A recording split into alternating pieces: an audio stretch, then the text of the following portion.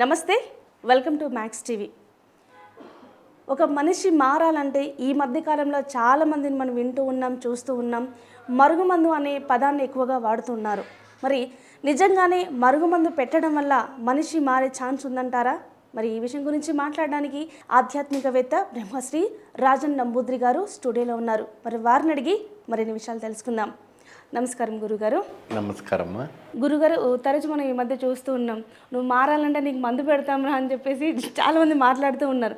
నిజంగానే ఈ మరుగుమందు పెట్టడం వల్ల వాళ్ళలో మార్పు అనేది వస్తుందంటారా?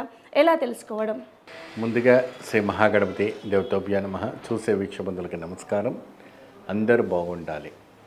వాస్తవానికి మరుగుమందు ఎందుకు పెడతారు అంటే కొన్ని విషయాల్లో, కొన్ని సందర్భాల్లో కొన్నిటికి పెడతారు. ఓకే, అతిగా వాడితే ఏదైనా విషయంగానే మారుతుంది. అవునండి.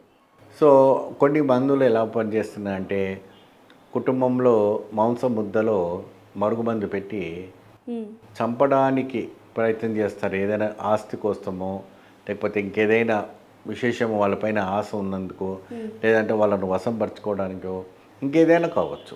ఇంకా వాళ్ళ ఒంటి మీద ఉన్న నగల గురించో, లేదంటే ఇంకేదైనా వాళ్ళ ఇది ఉందంటే దానిపైన వాళ్ళు ఈ యొక్క రకమైనటువంటి ప్రయోగాలు చేస్తారు. అంటే ఓన్లీ చికెన్లోనే పెడతారా? చికెన్లోనే పెడతారు. శాకాహారం చేసే వాళ్ళు కూడా పెడుతుంటారు కదా అనేసి మనకు మెయిల్స్ ద్వారా తెలిసింది. శాకాహారంలో కూడాను, పప్పులో కూడా, కూరలో కూడాను వడ్డించి పెడతారు. ఎప్పుడైతే కూడాను చికెన్లో, మటన్లో చేసే వంటివి పెడతారో అది కడుపులో పోతుంది. అది పోయి కొద్దిగా 3 నెలలు 4 నెలలు తర్వాత దాంట్లో ఒక ముక్కకు ఉంటుంది కదమ్మా, దానికి అంతా కూడాను ఎంటికలు వస్తాయి, హెయిర్స్. ఆ ఎంటికలు వచ్చి ఆ మనిషి రక్తము కక్కి చనిపోయేందుకు అవస్థపడుతుంటారు. ఎప్పుడైనా కూడా మనిషి మందు పెట్టిన తర్వాత వాళ్ళలో ఒక మార్పు కనపడుతుంది. ఆ మార్పు కనబడినప్పుడు కళ్ళు పసుపు కావటము, శరీరం ఒక రకంగా కావటము, సరిగా భోజన చేయకపోవటము, నిద్ర పట్టకపోవటము, కడుపు తిప్పటము, లేదంటే ఇంకేదైనా బాధలు, విరోచనాలు, వాంతులు, అనేక రకమైనటువంటి బాధలు పడుతూ ఉంటారు. సో అటువంటి వాళ్ళు కొంతమంది ఏంటంటే పసరు పోసి ఒక కక్కిస్తారు. ఆ కక్కిపించినప్పుడు ఆ ముక్క అనేది బయటపడిపోతుంది. అది అకస్మాత్తుగా, మరి అది చూడండి ఎంత ఇది ఉంటుందో. మనకు తెలియకుండానే ఈ యొక్క మర్మం అనేది మన కడుపులో పెట్టి ఈ మరుగుమందుని పెట్టి వాళ్ళని మెంటల్గా ఇచ్చేస్తారు. కొంతమంది ఏం చేస్తారంటే ఈ మందును పెట్టి 20 రోజుల తర్వాత ఒక దస్తములు తీసుకొస్తారు, డాక్యుమెంట్స్లని. నువ్వు ఇవన్నీ సంతకాలు పెట్టు, నీకు అంత మంచిగా అవుతుంది, నేను అన్నీ చూసుకుంటాను అంటారు. ఎందుకంటే ఆల్రెడీ ఇక్కడ పెట్టేశారు కాబట్టి ఆ మైండ్ అంతా ఈయన మీద ఉండిపోతుంది. వాళ్ళు పెట్టగానే ఇమీడియట్గా వాళ్ళ ఆధీనంలోకి వెళ్ళిపోతారు. ఆధీనంలో వెళ్ళిపోతారు. వెళ్ళిపోయిన తర్వాత వాళ్ళ ప్రాపర్టీస్ అన్నీ కూడా రాసుకొని వాళ్ళని పిచ్చోళ్ళని చేసి వదిలేస్తారు. లేదంటే వాళ్ళని తీసుకొని హాస్టల్లో వదిలేస్తారు, లేదంటే వాళ్ళని తీసుకొని ఎక్కడ అనాథాశ్రమంలో వదిలేస్తారు. అప్పుడు వాళ్ళకి ఏంటంటే ఈ అమ్మాయికి ఈవిడకి పిచ్చి పట్టింది కాబట్టి ఇలా ట్రీట్మెంట్ చేయడానికి పెట్టాము, అది చేయడానికి పెట్టాము, బాగా వాళ్ళకి తెలియదు కదా మందు పెట్టినట్టు. సో ఆమె అలాగే ఉండిపోయి అందులోనే చనిపోతారు. ఓకే, అంటే వాళ్ళు ఏం చేస్తున్నారు కూడా వాళ్ళకి అర్థం కాదు, తెలియదు. ఓకే, వీళ్ళకి ఇక్కడ ట్రీట్మెంట్స్, మాత్రలు ఇస్తుంటారు, ఇంజెక్షన్స్ ఇస్తుంటారు, అనేక రకమైన చేస్తుంటారు. ఈ కడుపులో అది పెద్దగా అయిపోయి బల్లలాగా అయిపోయి కడుపు ఉబ్బి, కడుపు కూడా పలిగిపోతుంది.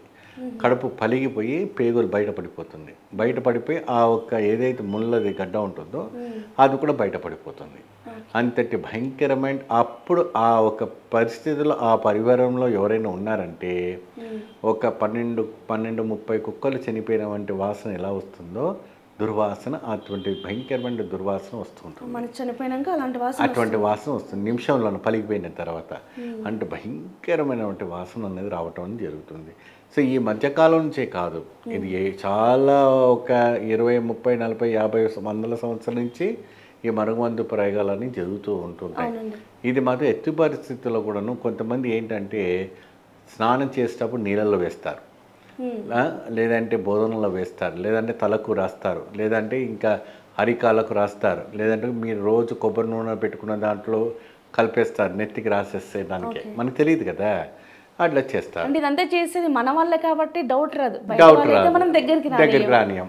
అప్పుడు అంత మాదిరి చేసి ఇచ్చేస్తారు. కాబట్టి దాన్ని ముందుగానే జాగ్రత్త పడి మీరు అన్ని విషయాల్లో కూడా ముందు జాగ్రత్త చేసుకొని మనం సంపాదిస్తే మీకు ఇలాంటి ఒక లక్షణాలు మీకు కనపడుతుందంటే గుర్తుపడితే సరిపోతుంది. వాళ్ళు మనం సంపాదించారనుకోండి అన్ని విధాలుగా మనం ట్రీట్మెంట్ చేయవచ్చు. ఓకే.